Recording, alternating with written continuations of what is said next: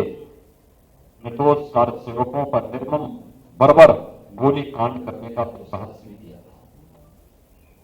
और इसलिए हम सबको इस बारे में हमेशा याद रखना होगा कि जो राम के नहीं हो सकते वो हमारे भी किसी काम के नहीं हो सकते।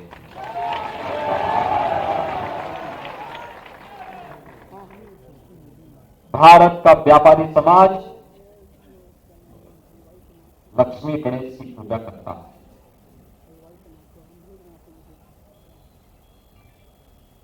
भारत की व्यवस्था को भारत की मनीषा ने 4 पुरुषार्थों में बांटा है: धर्म, अर्थ, काम और मोक्ष। याद रखना,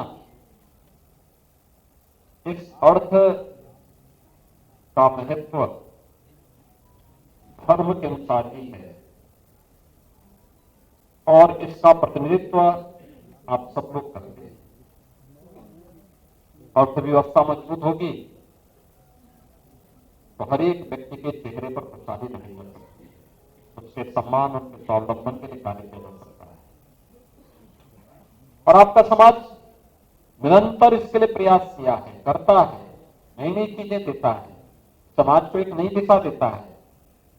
और आज तो पशुधन समाज और हलवाई समाज ये दोनों एक साथ यहां पर बैठ करके इस सम्मेलन के माध्यम से अपनी बात को यहां पर कह रहा है और अपनी बात को यहां पर मंच के हमारे पदाधिकारियों के आह्वान के साथ अपने आप को संबद्ध कर रहा है।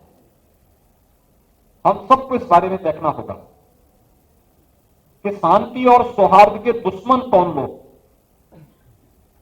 और जब भी सत्ता उनके हाथों में आएगी तो पेशेवर अपराधी और माफिया निर्दोष लोगों के, व्यापारियों के और समाज के संभ्रांत लोगों के सामने उसी प्रकार के जीवन की विकटता को खड़ा करके उनके जीवन पर खतरा के रूप में मंडराते हुए दिखाई देते।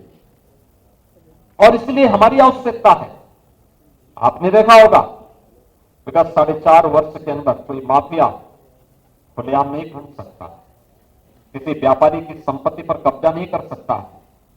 4.5 वर्ष पहले तक इसी उत्तर प्रदेश में हर व्यापारी से चौथ वसूली जाती, गुंडा टैक्स वसूला जाता था, उनकी संपत्तियों पर जबरन कब्जा किया जाता था, जबरन उनकी जमीनों को कब्जा करके हथिया लिया जाता था।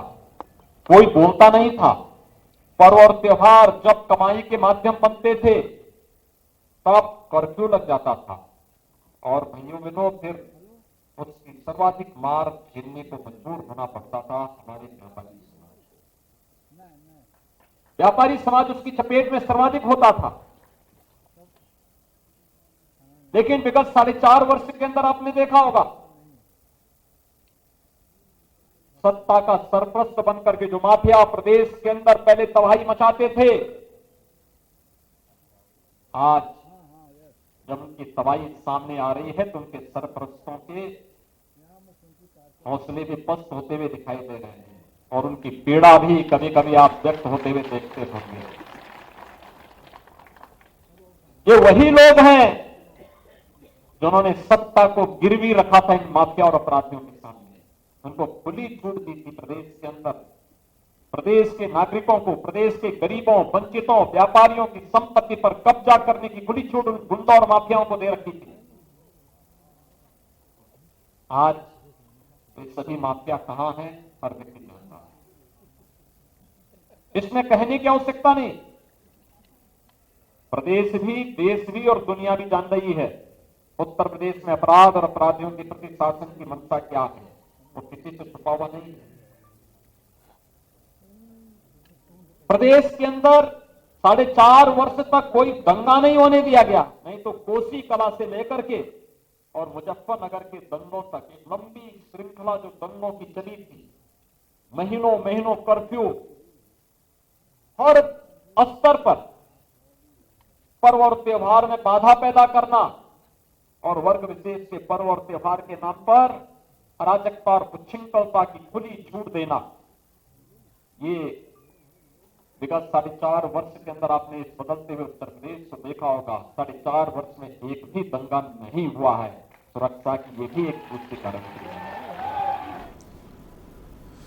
यहाँ पर आप सुन रहे थे सामाजिक प्रतिनिधि सम्मेलन में सीएम योगी आदित्यनाथ को, जिन्होंने कहा कि पहले दुकानदारों व्यापारियों से गुंडा टैक्स लिया जाता था, लेकिन 4.5 सालों में ऐसी